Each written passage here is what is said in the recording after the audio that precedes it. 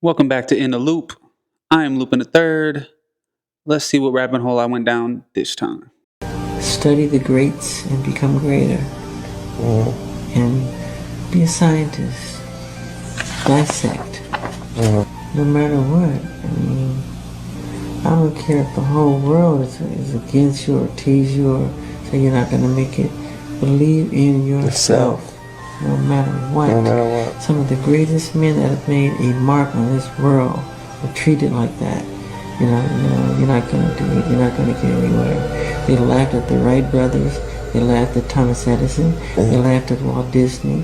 They made jokes of Henry Ford. They said he was ignorant. He didn't have a college degree because he dropped out of school. Disney dropped out of school. And I think God plants those seeds through people on the earth. And I think you're one.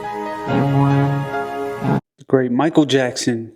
It's hard to not take his words in account and know that there's a lot of power behind those words and those sentiments. From the heights he's reached to the dedication he had to his craft. When I learned that Beat It, I believe, that song had like over 100 mixes. They remixed and mixed and mixed till they got it right after 100 times.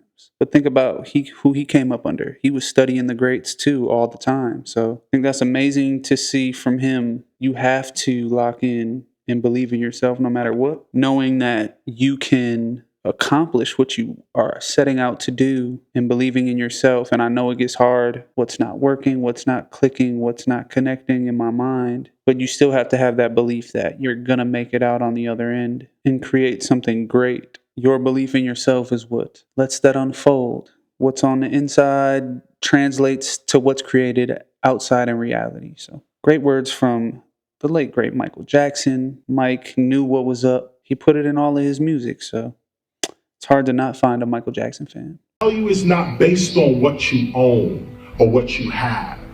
Real value is based on what you can do without. It's not about what you can accumulate. It's how functionable are you with nothing. And we can't function on nothing, so that becomes the scale. How low can you go? How deep can you go? Because after a while, if you really become a spiritual being, you don't rely on the world for nothing.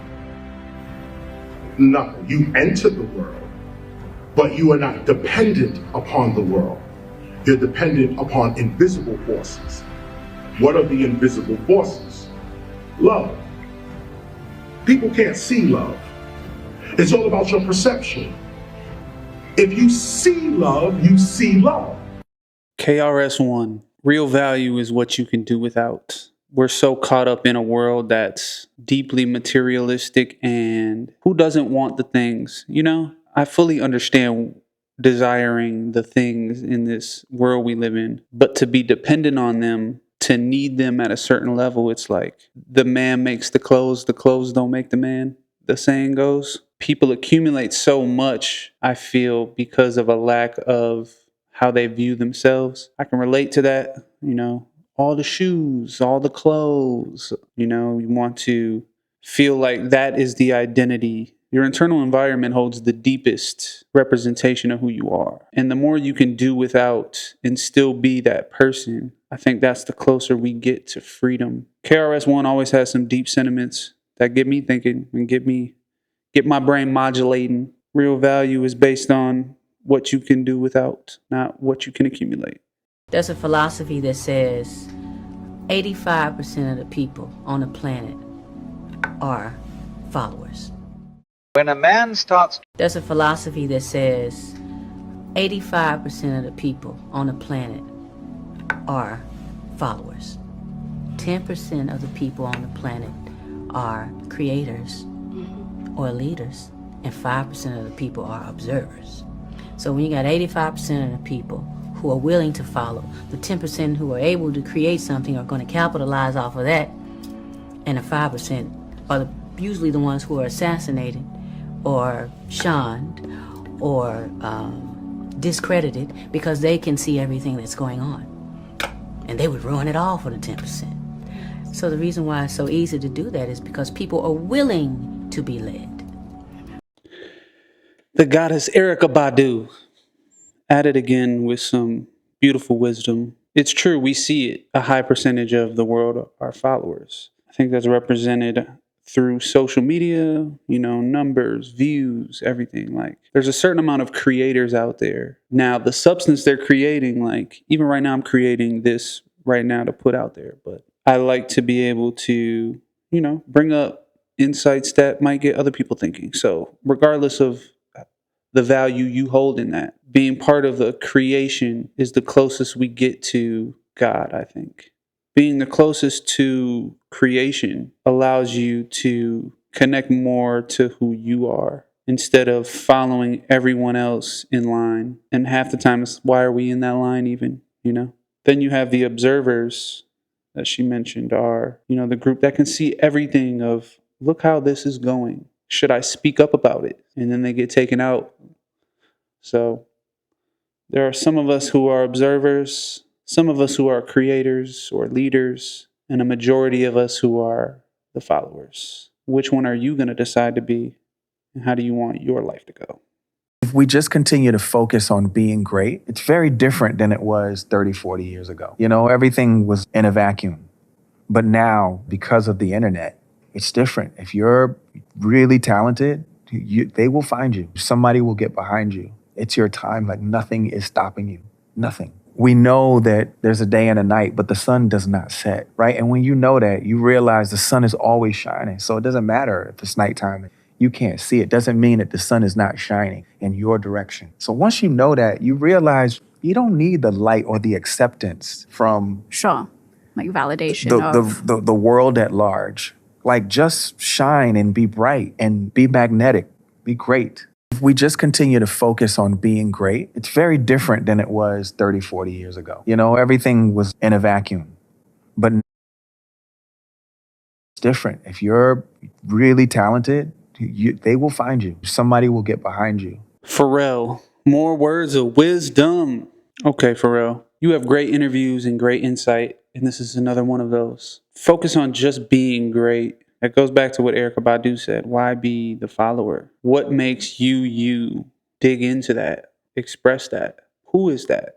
What do you really like? What do you really want to do? And dig in and present it to the world. How we live, it's like, sure, content. When I went on this journey, it's like you think you have the greatest ideas, which you do if you believe in them all the way. And then you see traction might not happen. People might not watch, but it's an algorithm that's set up a certain way. Letting that dictate how you become great, I think, is one of the downfalls, especially that I've endured and felt like, what's the point if nobody sees it? But if you don't do it, there's no chance of anyone seeing it at all, ever. So I think just focus on being great and really focus on the art and who you are, and it will all tie together. It will come across the right person. Just put it out there, put yourself out there, and take the chance, or don't, and you'll still be where you're at. It's really up to you. So choose to be great. And I need to take note and implement that in my own life. In between things, I've been bankrupt, I've worked in restaurants, I've driven school buses, I've driven a cab, always knowing that I would get back to what I do. That was something I had to do to be able to survive.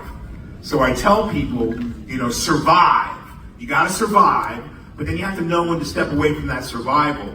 Because, see, life is it's never gonna be the same. It's always changing. And it's not always comfortable. And you have to take a chance and a risk. And the chance and risk you have to take is on you, right? It's investing in you.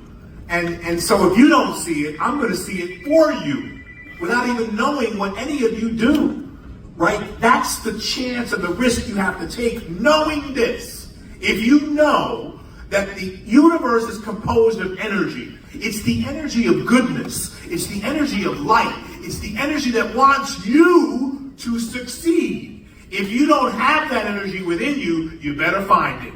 Because once you find that, you'll step out on the edge, and the universe is going to catch you.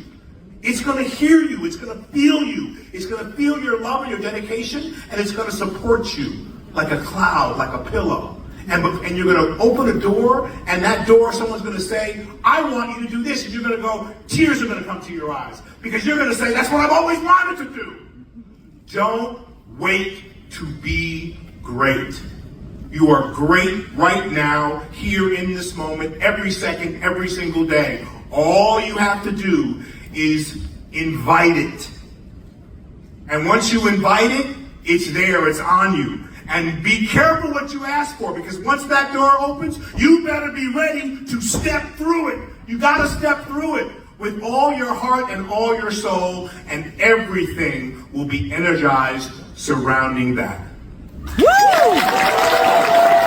Well, if this isn't a reoccurring theme, then don't be afraid to be great. Fear holds us back from our wildest dreams. When you fully believe you can become that, or when you fully believe you are that, and you step on that edge, like he said, the universe will be there to catch you. And I can relate to the unknowing and but I don't know if I should do this. And then you overthink and you have to catch yourself and realize it's going to work out when you truly believe in yourself. And when you truly believe you are great. It's not a wanting to anymore, or I'm trying to. It's the full belief of I'm great. I'm becoming greater every day. And you step on that ledge and the universe got you. I guess the reoccurring theme is don't be afraid to be great and express that greatness. Cut out the outside noise and hone in on that. And when that door opens, you got to step through it. Never know who's watching. Like, y'all don't know how many people's pages I be on. I found Rex Orange County. Found that man on YouTube. I'm like, this is amazing. I had 6 views. You are talented. And that's happened so many times. You never know who's watching. So the thing that you think, damn, I put so much time into this and no one's seen it. Or, oh, was the payoff good? Like, man, you never know what that payoff might mean to someone else. Tyler, the Creator, with the smallest brim on a hat I've ever seen. But it's a dope hat, though. But yeah, you never know who's watching, and you never know who your art resonates with. And if you don't put it out, you'll never know. You'll never have the chance to know. Jump out on that limb and show your greatness, but you have to believe it. I could say it. We can watch these videos together and, be great, but you have to believe it for you. You can't have other people tell you you're great, and that's what you're living off of. Because the minute they don't tell you you're great, you think you're not great. So keep creating and keep releasing your art to the world, because the world needs it, and you never know who's watching. If you have a creative mind, you're gonna doubt a lot of things about the world, about yourself, that's all completely normal. Insecurity is all completely normal, especially with your own work, because it's an extension of yourself. So when you're giving away some of your art, you're giving away a piece of yourself, and it's like standing in front of a bunch of people naked. You're kind of like, I don't know, you know what I mean? So it's like, you know what I mean? You gotta just start being cool with letting people get to know you on a deeper level, and then it all happens. Man, rest in peace to Macadelic. He put it in perfect words here. When you have a creative mind, you're going to doubt a lot of things. A lot of things. You have to be okay with letting people in and even let them get to know that doubt. Put it in your art. Put your emotions and how you're feeling into your craft, into what you create, and that translates. I may have said it before, but when I was in the studio, we're recording, and I was told to smile while I'm performing what I'm performing. And I think that really translates into the music. How you're truly feeling and the emotion you have when you're recording really gets stamped in that recording, and it lets people in to really feel how you're feeling. Everything you're doing is an extension of yourself, all of your art. When you're truly making it to be art and not just a product, you're encapsulating that emotion in your medium and presenting it to the world. Be okay with letting people in, and be okay with your doubts, and work through it and see what is it saying to you, and just think about that. And it is normal to have doubts and be self-conscious sometimes, but just go with it, let it all out, and see what you have, and then let others see what you have. Anything negative, you gotta disassociate yourself with it and move it further away from you, because everybody that you love, they just don't know what's right for you. You know what I'm saying? And it's just hard for everybody to think the same and explain what you really want and how you feel. Do the unbelievable, the unthinkable. the shit I couldn't even imagine. I get on my knees and I thank God and I pray for shit. Just take me places I never thought I could go. My furthest imagination, I want to go those places. Yeah, Future had the right mindset even from the get-go to know that you can't be around that negativity in your life. That energy will just feed off onto you and consume you, and you don't want that. It's not natural to be unhappy and be negative. The world will continue to drag you down if you let it. Be thankful, show gratitude, pray and thank that you are making it where you're making it and where you can make it to. And like he said, praise and ask to be taken to places he never thought he could go. So disassociate yourself with negative people. It'll do your life some good. See how much more clarity you have when you're running to things that bring you joy and bring you happiness. I think that's important. Don't do things just because you think you're going to get something for it. That's not why we do things. Do what's interesting to you. Follow what's interesting. Don't worry about the outcome. We can't predict the outcome. We can never predict the outcome. Follow your own inner guide. It directs us. Rick Rubin with the great sentiments. Do what interests you. What sparks your focus and your attention internally gets you excited about creation or gets you excited in general, especially now in this time we're in the attention economy. The outcome is so prevalent and pushed to the forefront as the main focus, but that just makes everyone reverse engineer for an outcome instead of to just go into creation without knowing an outcome. And not knowing an outcome can bring you to create some amazing things. I was doing this exercise where I would randomly find a sample in a genre without knowing what I'm getting into. And then I would chop it up and start changing the pitch around and seeing what I heard without trying to force a style of beat out of it. Like, what was the sample telling me? What was the music telling me? Because the sample I came across was so interesting. There were rhythms I never heard on instruments I never heard. And then as I chopped and replayed, it allowed me to make something I haven't made before. All from following what interested me instead of starting with an outcome I thought I needed to reach. It's a beautiful thing when you can just let go and create. And making it a regular thing is important.